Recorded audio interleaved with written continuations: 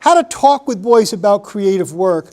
Well, my first book was called Boys of Few Words, so I've spent more time than anything else talking to groups about how to communicate with boys effectively, the kind of tone that you use with boys, how to kind of get through and connect with them, because that was kind of job number one for me when I realized that this was the kind of work I was going to be doing. So I think the first thing is to inquire, to always ask questions, to ask what you're looking at, to ask why you decided to do this, what this kind of means to you. Don't be afraid not to recognize images in a child's drawing. Ask all kinds of questions about what it is that you're looking at and what the logic is, what the rhyme and the reason is that shaped a particular work of art. Be serious. Your seriousness is what gives the activity gravity and makes it meaningful to kids. If it's not serious, it usually kind of loses its power for boys. I think that all the time when we lose kids, we try to be too whimsical, or we try to be too funny or glib or kind of sarcastic. And what really changes the tone, this is for me 20 years working in the office with school-age boys, is getting very serious about things. And one of the ways that I get serious is I use this kind of tone. This very matter-of-fact way of talking, which I call task tone. I need to talk to you about something very serious. And I use no expression in my face, and I hardly even move my head, because that's what they're doing. And so we're in the same orbit. That's the task. How do I get into the same orbit with a child so I can begin kind of connecting? Admire. Give as much admiration as you can, and please be specific in what you admire. Say what you really like. If you're admiring, the use of color, then by all means be very specific about that, or about the creativity or imagination that's involved, or about the problem that's been solved, or about how beautiful the melody is. Whatever it is, be very specific and limit open-ended questions. Sometimes we think that if we really want to encourage boys to be expressive and get the most out of them, then we should just kind of say, well, tell me about this. And that's always a bad idea. They have no idea what that question means or how to answer it. Tell me about it. I have no idea how to tell you about it. I drew it so I wouldn't have to tell you about it. It's much better to ask a forced choice question. Why did you decide to make this part of the drawing so pointy? Remember what Austin learned through drawing the butterfly. Very specific kind of feedback and guidance. Because creativity is of such basic importance for all kids, do we really need to think and talk about aesthetics? We certainly do. We absolutely need to talk about aesthetics, because that's what makes it interesting. When we don't talk about aesthetics, we take away a major kind of field of seriousness, of judgment, of quality that is very important to kids. We ought to talk about what makes a particular kind of work of art really good and valuable, not just to yourself, but to others as well. We ought to all the time give kids this language of aesthetics for kind of judging certain kinds of things. There's nothing wrong with that. It makes the work, in my view, much more interesting to kids. Fighting the effects of screen culture. We all know, because we've heard so much, about electronica. All the screens that occupy kids' minds and the things that it causes, like limited auditory attention, the impatience and irritability, and for some kids, a sense of social withdrawal, like they're only communicating in digital or electronic ways and they stop communicating face-to-face. I think that there is another consequence of electronica which is even greater than all of these things, and I think it is the extinction of boredom and the demise of civility, because electronica has made it very hard for kids to tolerate boredom. Boredom in our culture is almost extinct. Almost nobody needs to ever be bored.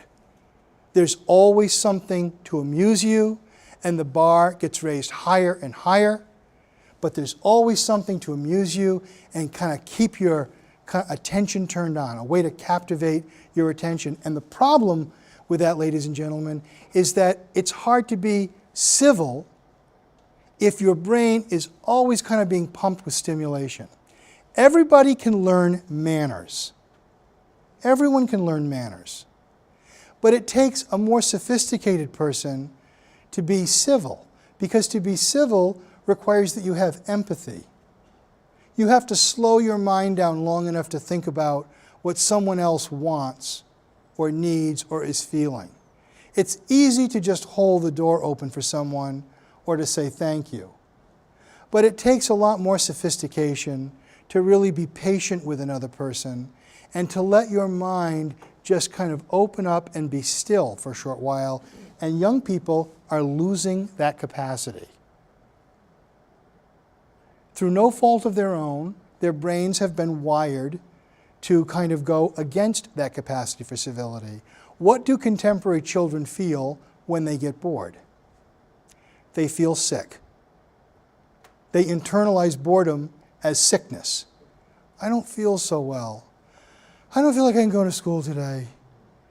And that's how boredom kind of becomes manifest in the minds and bodies of contemporary children. And so it's a real challenge for all of us. But one of the ways that we fight back is through these opportunities to do creative work, which requires a more reflective mind, requires some degree of contemplation, of slowing down, a way of kind of looking more deeply. Think of the process that Austin went through in doing the butterfly. So very different than a mind that is inhabited by electronica. You have to be paying attention. You have to be paying attention to details. You have to translate what you're learning in your mind into what your hand is doing. That critical experience, which seems in some ways so trivial or marginal, like, oh, it's nice that they have an opportunity to do that. How is that not as important as high school physics or chemistry? Why is there no sense of national urgency to provide these types of opportunities? We have emphasized the same curricula in schools for decades in a totally, it's like just a matter of habit. Well, it's on the SAT, so we have to teach it. But what has this to do with how we live in the world? The thing I asked also in my research, what would you like to learn most about if you had a chance to learn about anything in school? And what kids say is social skills.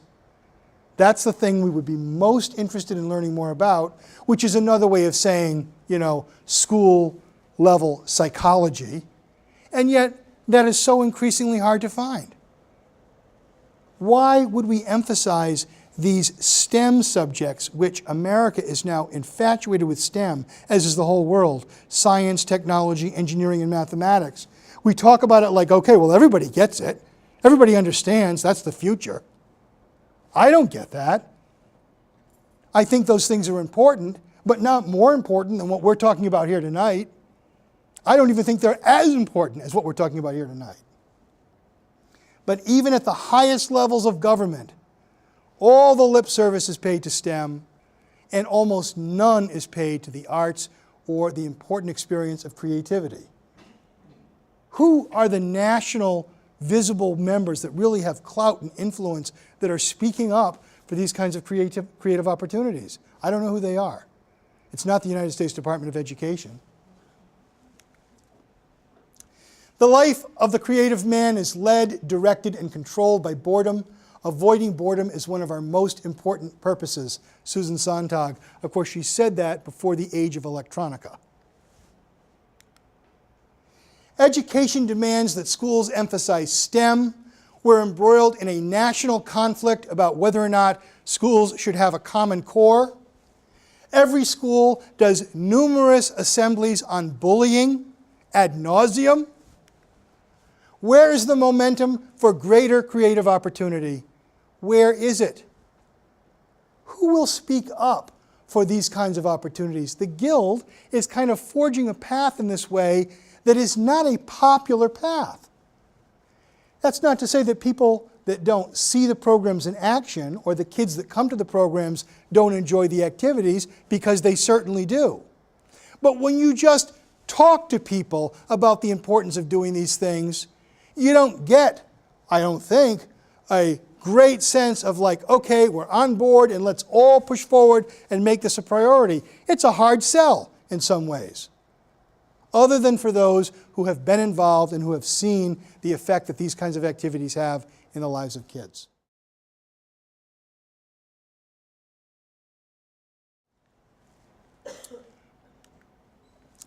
These are my books and my website if you have any interest in contacting me or have any questions about any of the information that I have brought up here this evening. I'm happy to take any questions that you might have, and before I do that, let me just say that it is really a great privilege to come and present on this topic, something that has been so important to me for my entire life. I thank you so much for the time that you've given me here tonight to kind of engage in this conversation. I hope that this was interesting to you and valuable to you in some way. Even if that's the case, the great privilege of this evening is certainly all mine. And when I say I thank you very much, I don't mean just like, hey, yeah, nice that you came and do this, you know, go home, enjoy a nice dinner, reruns of Modern Family, and a beer before you go to bed. I mean, thank you from the bottom of my heart. Thank you very much. Thank you.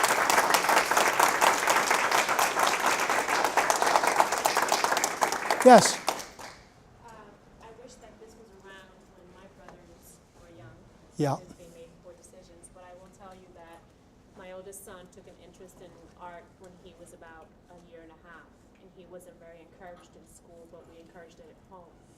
And the difference between what art and music have done for him in terms of creativity keeps him away from the television, keeps him away from the internet. He just got a piece that he created published in a school journal. Oh, great. And he felt so good about it because he said to my mom, 14-year-olds don't get this opportunity. So that's thank nice. you for your work. Thank you. And you remind me of a very important point, which is just to kind of combine what you said about the kind of electronica, because everybody asks, how do we get kids to turn off the electronics and, you know, do something else, right? And the way that we do it is kind of what you just said, which is to provide a more interesting alternative. Nobody turns off the electronics just because there's a moral imperative to do so. Nobody does that. Well, I really shouldn't be doing this, so I'm going to flip it off. I'll just sit here and reflect in silence for the next 2 hours, and then I'll go up to bed on time, right? They don't do that. But if we provide an alternative that's more interesting than the electronics, and art making, and especially when it's facilitated by a skilled facilitator or mentor, is one of those types of opportunities, they will jump on it. Just like what I learned in Hoboken years ago. Those kids didn't have to come in my studio and do that. They didn't have to acknowledge my rules or accept the boundaries that I set up around doing it. But as soon as there's somebody that cares about what you're doing, about making your mark, that's powerful, right? You know, in some ways, we talk about this as though it's a learning activity, but it's also an experience of love. I always say this, everything that I talk about in all the presentations that I do is ultimately about love. It's ultimately about bringing more love into the world, more love between people. And for kids, that love is manifest in a sense of interest and respect. That's what it looks like. Our interest and respect for them is the practical way that we express our love and what really has traction in their life. It's nice when we say, I love you. That means something. Kids need to hear that. But the practical day-to-day experience of love is more your interest, your questions, your admiration, all those things.